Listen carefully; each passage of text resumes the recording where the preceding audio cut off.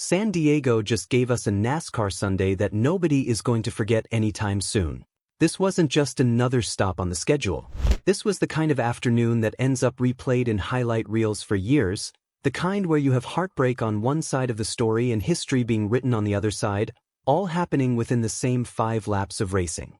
And the wild part is that both of these stories, the controversy and the celebration, are tangled together in the same sequence of events. So let's slow down and walk through everything that happened at the inaugural NASCAR Cup Series race at Naval Base Coronado, because there is a lot to unpack. We've got a massive multi-car wreck that reshaped the entire complexion of the race. We've got accusations flying between 2 drivers about who was really at fault. And we've got a young driver who walked away with a moment he will remember for the rest of his life. Buckle up, because this one has everything. Let's start with the wreck, because if you watched the race live, you know this is the moment that changed everything. Shane van Gisbergen rolled into San Diego looking like the class of the field. He started on the pole, he was fast in every practice session, he qualified up front, and for a big chunk of the race, he looked like the most dangerous car out there. This wasn't a guy who got lucky into a strong run. This was a driver who had legitimately built one of the best cars in the garage for this brand new event. He had a real shot at winning the first ever Cup Series race on the streets of San Diego, and everybody in the broadcast booth was talking about it. Then a restart happened, and the whole complexion of the afternoon flipped in an instant. Coming off a caution period, the field bunched up tight, nose to tail, exactly the kind of situation where one small mistake turns into a chain reaction. Contact between Van Gisbergen and Austin Hill set off a wreck that ended up collecting 11 cars. Once the dust settled, the list of drivers caught up in the mess included Connor Zilisch, William Byron, Joey Logano, Ryan Blaney, Daniel Suarez, Riley Herbst, John Hunter Nemechek, Ty Gibbs, Michael McDowell, Austin Hill, and of course Van Gisbergen himself. NASCAR had to throw the red flag so safety crews could clean up the wreckage and repair the track surface before racing could resume. That alone tells you how serious this incident was. Now here's where it gets interesting, because the explanations from both sides didn't exactly line up. Austin Hill's camp pointed to a mechanical problem, claiming his rear brakes became unpredictable and forced him to slow down suddenly while running in heavy traffic. On paper, that sounds like a reasonable explanation. Mechanical failures happen, especially on a brand new track surface that teams have never raced on before. But Shane van Gisbergen was not buying it. After he climbed out of his wrecked car and got checked out at the infield care center, he didn't hold back when reporters asked him what happened. According to Van Gisbergen's version of events, this had nothing to do with brakes. He believed Austin Hill simply drove in too hot on the restart while the field was still tightly packed. In his eyes, Hill went too deep into the corner, drifted up the racetrack, and left him with absolutely nowhere to go. From Van Gisbergen's perspective, this wasn't a case of bad luck or a normal racing incident. This was a driver making an aggressive decision on a green-white restart that wiped out what he believed was a genuine race-winning car. And look, you can understand why he was frustrated. This wasn't a backmarker scraping for a top 20 finish. This was a driver who had been arguably the best car on the track all day. Someone who, since transitioning into full-time Cup Series racing, had been chasing exactly this kind of opportunity to add another signature win to his resume. Instead of fighting it out for the checkered flag, he was watching his car get loaded onto the hauler in pieces. What likely made it sting even more was the collateral damage. Connor Zilisch's day ended in that same pileup. Several other legitimate contenders got swept up and dealt with significant damage because of one split-second decision on a restart. Van Gisbergen even pointed to impatience as a contributing factor, suggesting that on a new, unfamiliar circuit like San Diego, drivers need to show more discipline in these high-pressure restart situations rather than forcing the issue. As of right now, NASCAR has reviewed the incident but has not handed down any penalties, which means the storyline is far from finished. Was it really a mechanical failure on Hill's part? Was it overly aggressive driving? Or was this simply one of those unfortunate racing incidents where a dozen things go wrong at once and nobody is entirely to blame? Reasonable fans can land in different places on this one, and that's exactly why it's going to be debated all week long across the NASCAR community. But here's the thing about NASCAR that makes this sport so unpredictable and so compelling.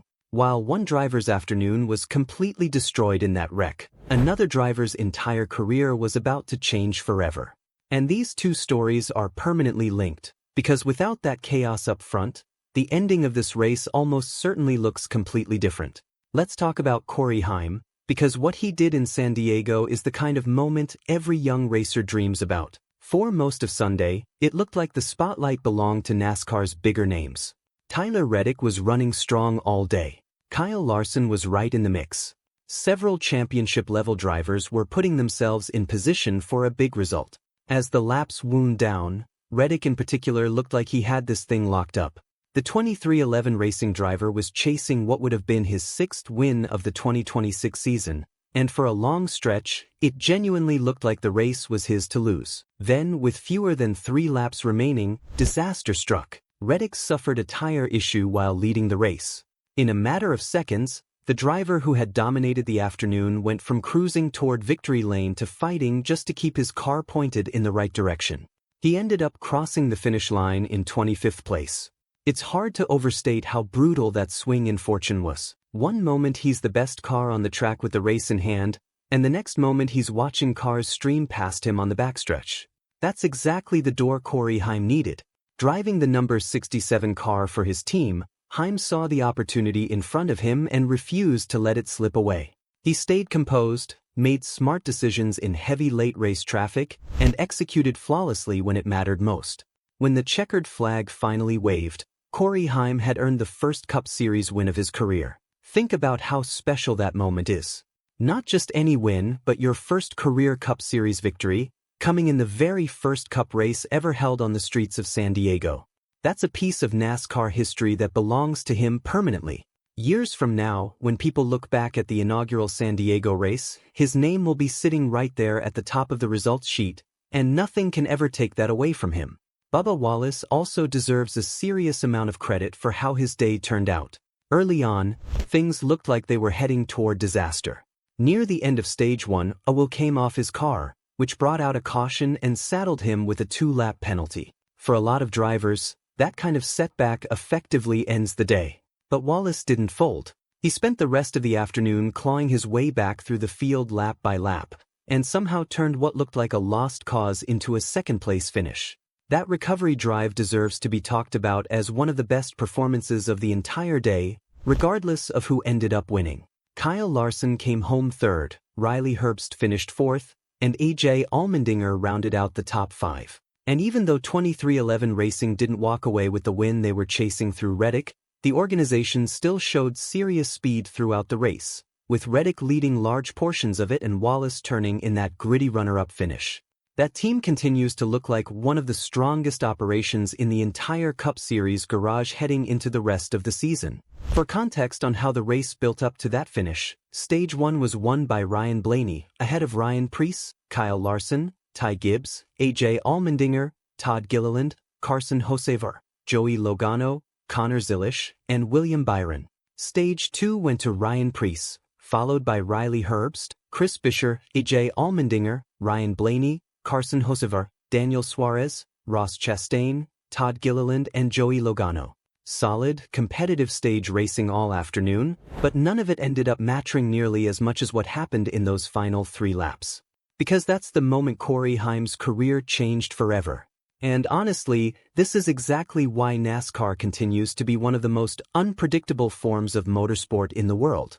You can be the fastest, most dominant car on the racetrack all afternoon, like Tyler Reddick was, and still walk away with nothing to show for it. You can look completely unbeatable for most of the day, like Shane van Gisbergen did, and still end up swept into someone else's mistake through no fault of your own. Or, like Corey Heim, you can simply stay patient, stay ready, position yourself in the right place, and when the opportunity finally arrives, you seize it and change the entire direction of your career in a matter of seconds. That's precisely what played out in San Diego.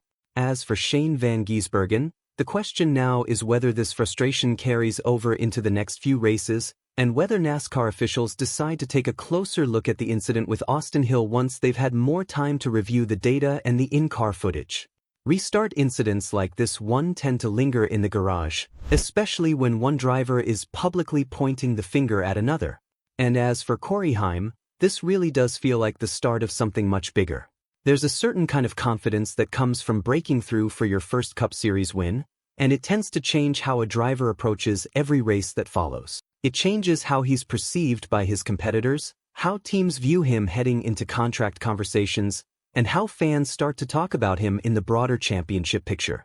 Everybody in the garage now knows that when the pressure was at its absolute highest, with the race on the line in the closing laps, Corey Heim delivered exactly when it mattered.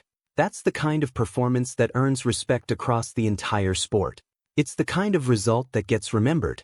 And when people look back at the 2026 season down the road, there's a real chance this ends up being one of the defining moments of the entire year, right alongside the controversy and chaos that opened the door for it in the first place. San Diego delivered massive wrecks, real controversy, heartbreak for one of the sport's biggest stars, a gutsy recovery drive from Bubba Wallace, and a brand new winner stepping into the record books. It's hard to ask for a more dramatic afternoon of racing than that.